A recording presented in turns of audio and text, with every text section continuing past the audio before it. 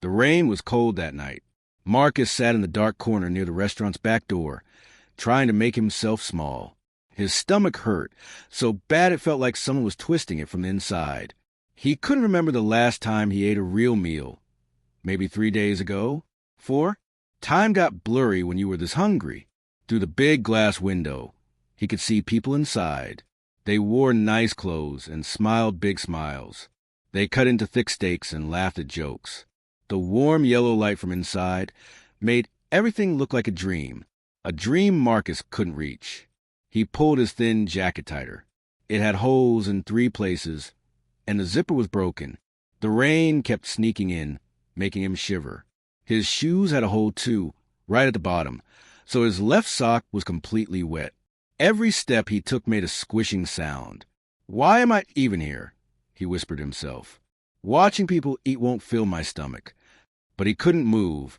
Something kept him there. Maybe it was the smell of warm bread. Maybe it was the hope that someone would throw away some food he could grab from the trash later. He wasn't proud of it, but pride doesn't fill an empty belly. Just then, the back door opened. Marcus jumped up, ready to run. He thought someone was coming to shoo him away. That happened a lot. Security guards, restaurant managers, they didn't like homeless people near their fancy places.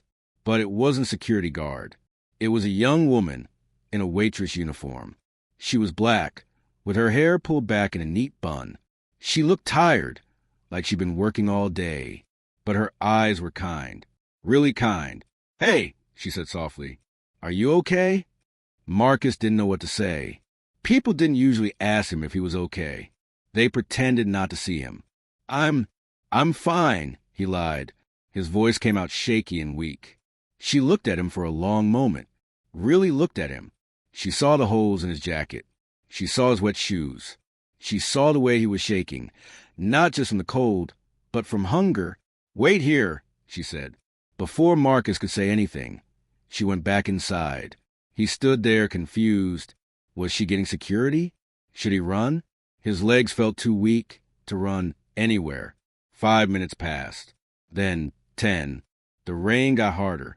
Then the door opened again. The waitress came out, carrying a plate covered with aluminum foil. Steam was rising from underneath it. She also had a bottle of water. "Here," she said, handing it to him. "It's still hot. Chicken, rice, and vegetables, and some bread on the side." Marcus stared at the plate, then at her, then back at the plate. I don't have money to pay you," he said, his voice breaking. "I'm not asking for money," she said gently. "You look hungry. Everyone deserves to eat." Tears filled Marcus's eyes. He couldn't help it. When was the last time someone was kind to him? When was the last time someone saw him as a person? His hands were shaking so bad, he almost dropped the plate. She noticed. "Here, sit down," she said, pointing to a dry spot under the awning. "Take your time." Marcus sat down and peeled back the foil. The smell hit him all at once. Warm, delicious, real food. His stomach growled so loud he felt embarrassed. He took a bite, then another, then he couldn't stop. It was the best thing he'd ever tasted. Not because the restaurant was fancy, but because it came with kindness. Every bite felt like hope. The waitress stood there for a moment, watching him with a small smile. "I have to get back to work," she said. "But you finish that, okay?" "Wait," Marcus said, looking up at her with tears still in his eyes. "What's your name?" "Sarah," she said. "Sarah," he repeated, like he was saving it in his memory forever. "I'm Marcus." She nodded. "Nice to meet you, Marcus." "Sarah," he said again, and this time his voice was stronger. "I promise you something. I don't know how long it will take. Maybe years. Maybe a long time. But I'm going to work hard. I'm going to change my life. And when I'm rich, when I have money and success, I'll come back for you. I'll marry you." Sarah's eyes went wide. She didn't laugh at him. She didn't look at him like he was crazy. She just looked surprised. "You don't have to promise me anything," she said softly. "I just wanted to help." "But I am promising," Marcus said, and he meant every word. "You gave me food when I was starving. You gave me kindness when the world forgot I existed. That means something. That means everything." Sarah smiled. It was a small, careful smile. Then I hope you do change your life, Marcus. Not for me, for you, because you deserve better than this. She went back inside, and the door closed behind her. Marcus sat there in the rain, holding the empty plate. His stomach was full for the first time in days. But something else was full, too, his heart. He looked up at the dark sky. The rain was still falling, but he didn't feel it anymore. I will come back, he whispered. I promise. That night, Marcus didn't sleep under the bridge like usual. He walked to the public library. It was warm there, and they let homeless people sit inside until closing time. But Marcus didn't just sit. He picked up a book about business. He could barely read, but he tried. Every word was hard. Every sentence took forever. But he kept going, because now he had something he didn't have before. A promise, a purpose, a reason to keep fighting. Sarah had given him more than food that night. She had given him back his dignity. She had reminded him that he was human, that he mattered. And Marcus decided right then, soaking wet and sitting in a library with a book he barely understood, that he would not waste this gift. He would climb. He would fight. He would learn. He would grow, no matter how long it took. The promise was made. Now it was time to keep it. The long climb up. The first year was the hardest. Marcus found a shelter that let him stay for 30 days at a time. The beds were hard and the room smelled like old socks, but it was better than the street. Every morning at 5, they made everyone leave. Rain or shine, sick or healthy. Everyone had to go. Marcus used those mornings to look for work. He walked from store to store, restaurant to restaurant, asking if they needed help. Most people said no before he even finished talking. Some looked at his worn-out clothes and shook their heads. Others just ignored him completely. But Marcus didn't give up. On his 47th try, a man at a car wash said yes. "You ever washed cars before?" the man asked. His name was Mr. Rodriguez, and he had kind eyes hidden behind a tough face. "No, sir," Marcus said honestly, "but I'm a hard worker. I'll learn fast." Mr. Rodriguez looked at him for a long time. "You start tomorrow, 6 in the morning. Don't be late." Marcus showed up at 5:30. He scrubbed cars until his hands turned red and raw. He worked in the hot sun and the freezing cold. His back hurt so bad some nights he could barely stand up straight. But he never complained. Not once. At night, after work, Marcus went to the library. He sat at the same table in the corner every single evening. He checked out books about math, about business, about how to read better. The words were still hard, but they got easier. Slowly, like ice melting in spring, his mind opened up. He remembered Sarah's face every time he wanted to quit, when his fingers were bleeding from scrubbing, when other homeless men laughed at him for studying, when he felt so tired he wanted to just give up and stay on the streets forever. "I made a promise," he whispered to himself. Promises matter. 2 years passed. Marcus saved every penny he could. He didn't buy new clothes. He didn't go to movies. He ate the cheapest food he could find. Rice, beans, bread from the day-old rack. His co-workers thought he was crazy.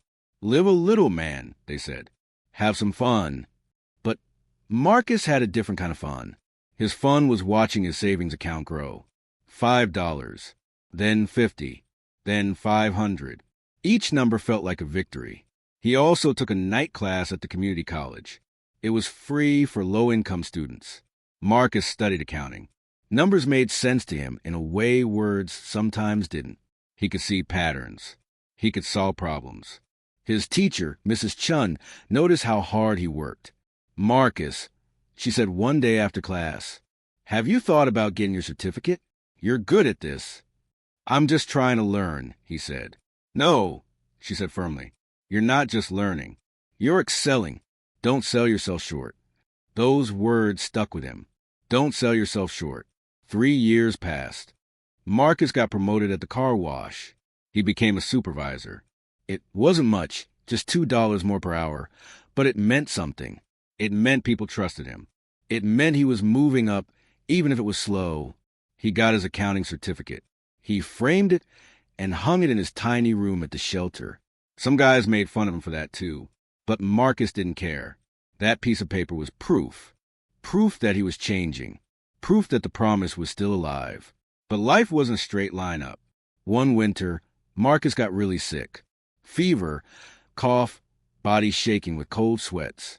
He couldn't work for 2 weeks. He lost his supervisor position. He lost 2 weeks of pay. His savings account got smaller instead of bigger. He lay in his shelter bed, feeling like a failure. Maybe I'm fooling myself, he thought. Maybe I'll never make it. Maybe Sarah forgot all about me. But then he remembered something. Sarah didn't give him food because she thought he'd become rich someday. She gave him food because he was hungry, because he was human, because kindness doesn't need a reason. I'm not doing this just for her, Marcus realized. I'm doing this for me too. I deserve a better life. I deserve to keep my promise to myself. He got better. He went back to work. He started over. 5 years passed. Marcus was 28 now. He looked different than the skinny, desperate man who sat in the rain outside that restaurant. He had muscles from hard work. His eyes were clearer. He carried himself differently. With his head up, his shoulders back. He got a job at a real office. It was just data entry at first, but it was inside, with air conditioning and a real desk. He wore a thrift store suit that didn't fit quite right, but he wore it with pride. His boss noticed how accurate his work was, how he never missed a deadline, how he stayed late to help others when they were behind. Marcus, his boss said one day, we have an opening in the accounting department. I think you should apply. Marcus applied. He got the job. For the first time in his life, he had benefits, health insurance, paid time off, a salary, not just an hourly wage. He cried in the bathroom during his lunch break. Happy tears, grateful tears. 7 years passed. Marcus was doing well now, really well. He moved out of the shelter and into a small apartment. It wasn't fancy, just 1 bedroom, with a kitchen the size of a closet. But it was his. He had a bed, a table, and a chair. He didn't need more. He kept studying. He took online courses at night. Business management, finance, investment. His brain was hungry for knowledge the way his stomach used to be hungry for food. He got promoted again and again.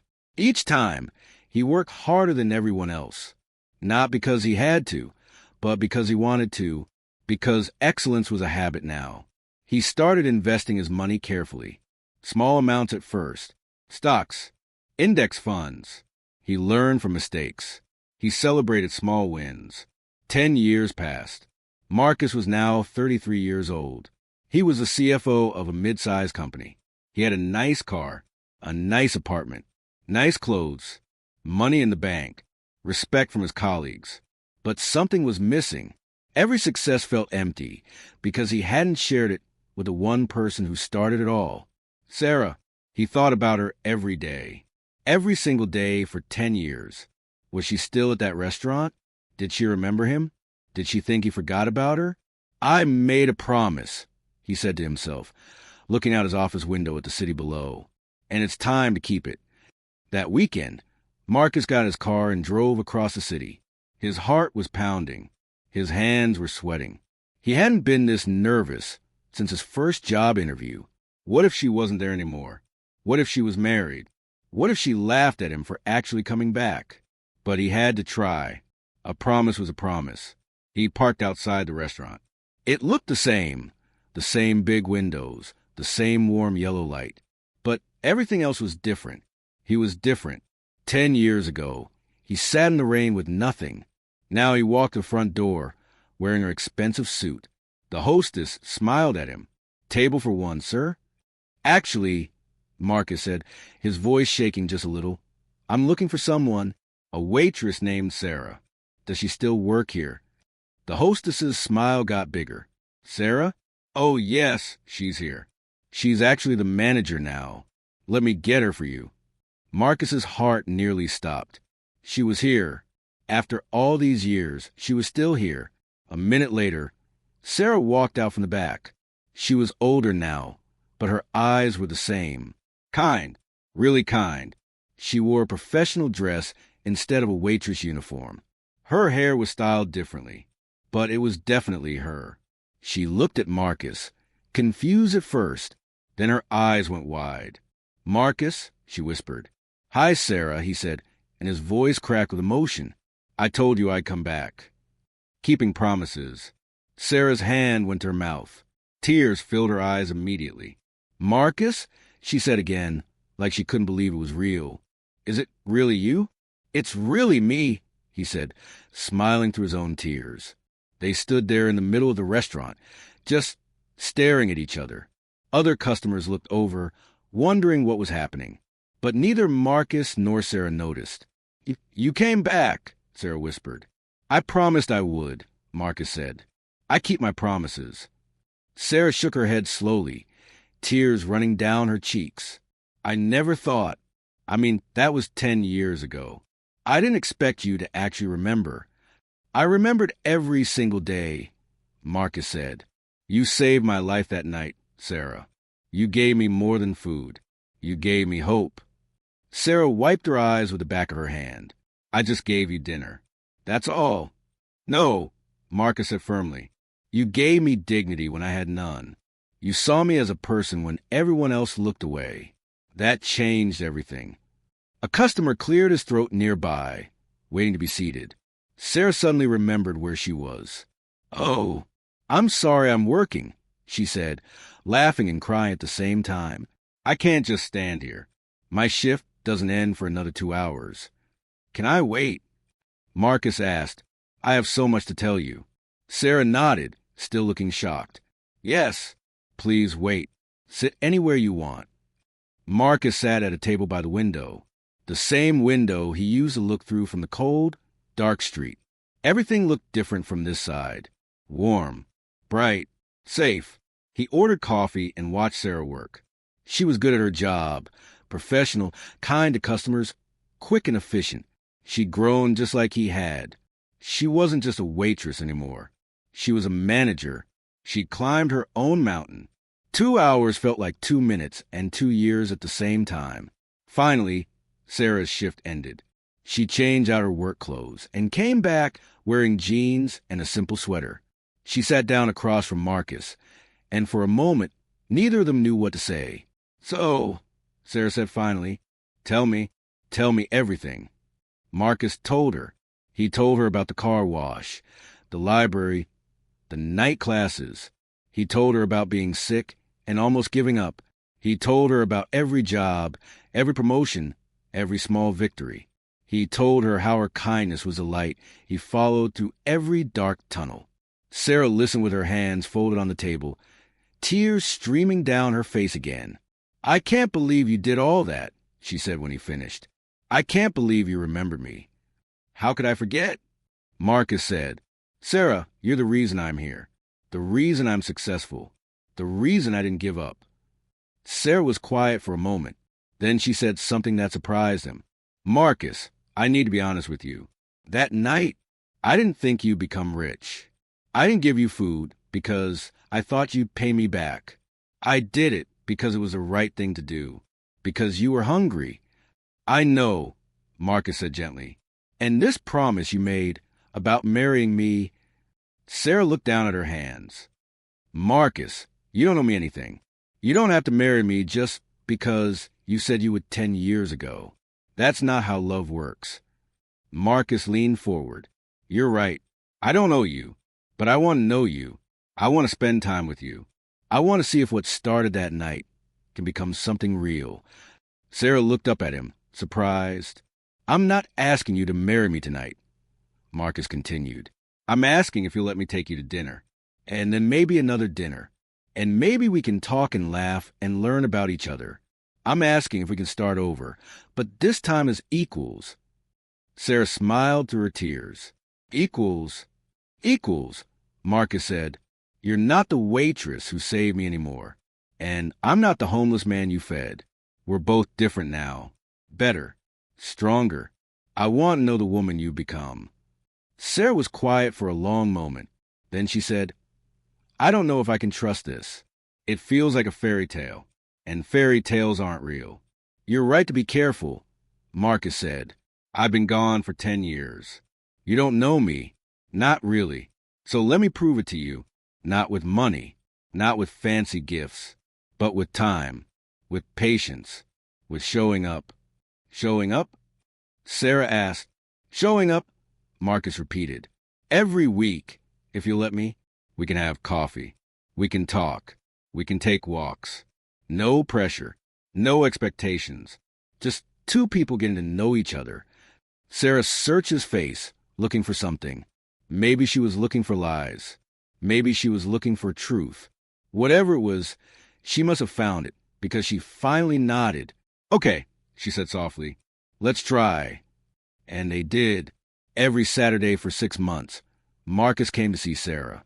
Sometimes they had coffee. Sometimes they walked through the park. Sometimes they just sat on a bench and talked about their weeks. Marcus learned that Sarah had 2 younger brothers she was helping put through college, that she loved old movies and hated roller coasters, that she dreamed of opening her own restaurant someday, but was scared to take the risk.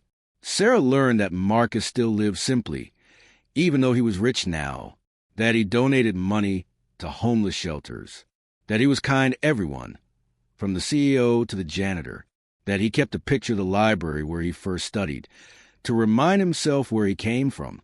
Slowly, carefully, trust grew between them. Marcus didn't try to impress her with expensive dates.